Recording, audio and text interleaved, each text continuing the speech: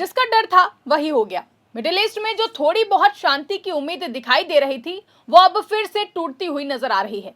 एक तरफ अमेरिका और ईरान के बीच सीजफायर की बात चल रही थी, लेकिन दूसरी तरफ हालात ऐसे बिगड़े कि अब मामला सीधे मिसाइल और ड्रोन हमलों तक पहुंच गया है। खबर है कि ट्रंप ने अब तक की सबसे बड़ी धोखेबाजी की है। खबर देखिए, लिखा है अमेरिका ने सीजफायर तोड़कर ईरान पर फिर बमबारी की, बोले डील नहीं की तो और हमले करेंगे।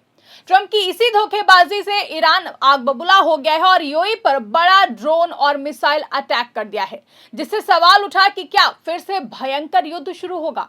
इसी बीच खबर तो यह भी आई है कि यूएन में फिर रूस चीन ने खेल बिगाड़ दिया है और ताल ठोक कर ईरान के साथ खड़े हो गए हैं, जिससे अमेरिका के लिए स्ट्रेट ऑफ हॉर्मुज खुलना अब सपना बन जाएगा। यह भी एक बड़ा सवाल है।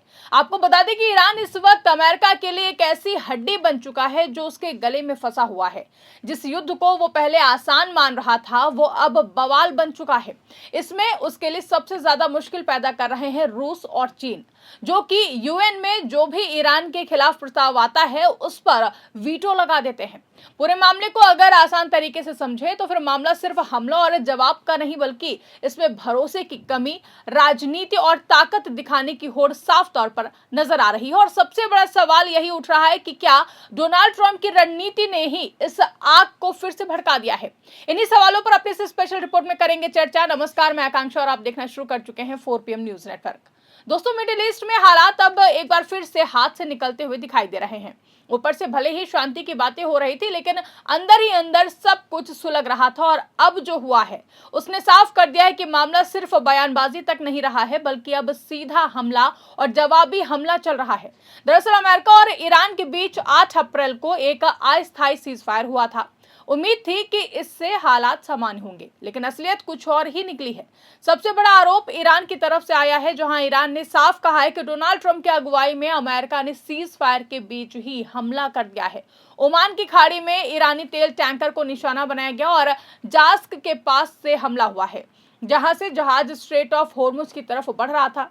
ईरान के लिए यह सिर्फ एक हमला नहीं था, बल्कि भरोसे पर सीधा वार था, क्योंकि जब सीज फायर चल रहा हो और उसी बीच हमला हो जाए तो सामने वाले देश को यही लगता है कि उसके साथ धोखा हुआ है।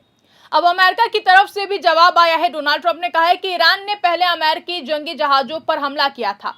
उनके मुताबिक अमेरिकी सेना ने सिर्फ जवाबी कार्रवाई की है और ईरानी छोटी नावों को दबा कर दिया है।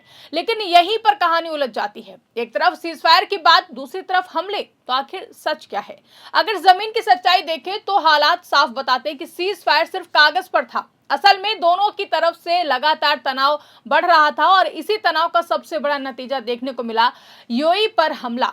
शुक्रवार तड़के ईरान ने संयुक्त अरब अमीरात यानी कि यूएई पर ड्रोन और मिसाइल अटैक कर दिया है। यह हमला बहुत ही बड़ा था, लेकिन यूएई के एयर डिफेंस सिस्टम ने ज्यादातर मिसाइलों को हवा में ही मार गिराया। फिर भी इस हमले ने पूरे इलाके में डर फैला दिया है।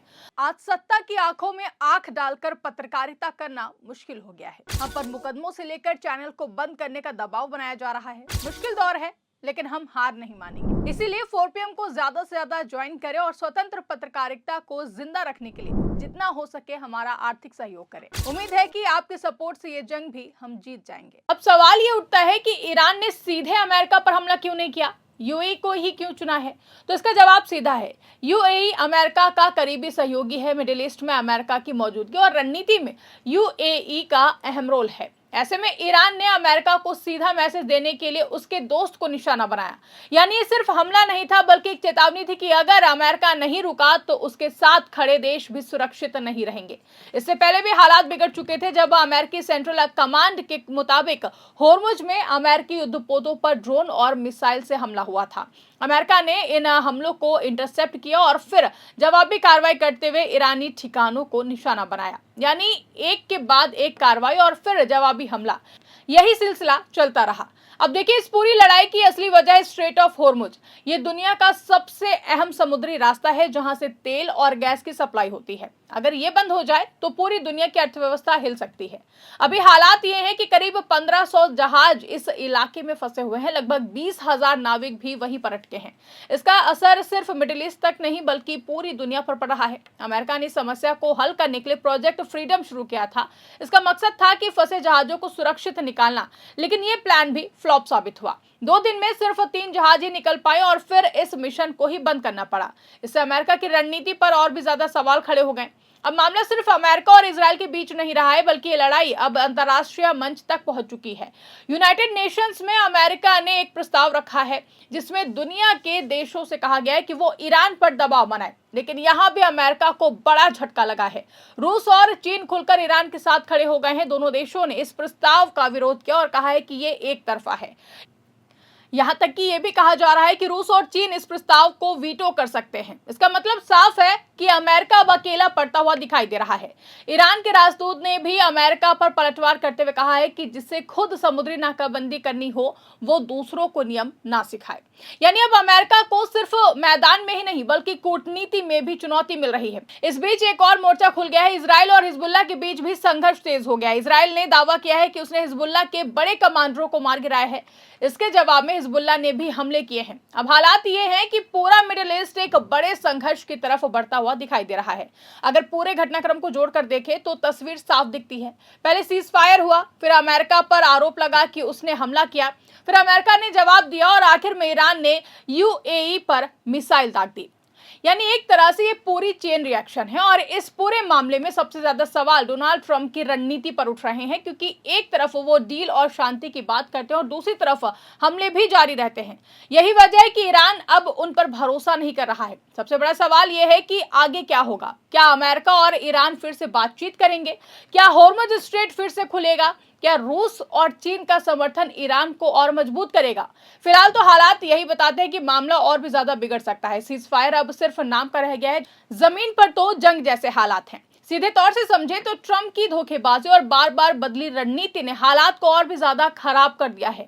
ईरान अब खुलकर जवाब दे रहा है। यूएई पर मिसाइल हमला उसी गुस्से का नतीजा है और ऊपर से यूएन में भी अमेरिका को विरोध झेलना पड़ रहा है। यानी अब ट्रंप के लिए ये सिर्फ एक युद्ध नहीं बल्कि खुद के लिए एक बड़ी मुसीबत बन गया है और अगर जल्द ही कोई ठोस कदम नहीं उठाया गया तो ये टकराव और भी ज्यादा बड़ा रूप ले सकता है।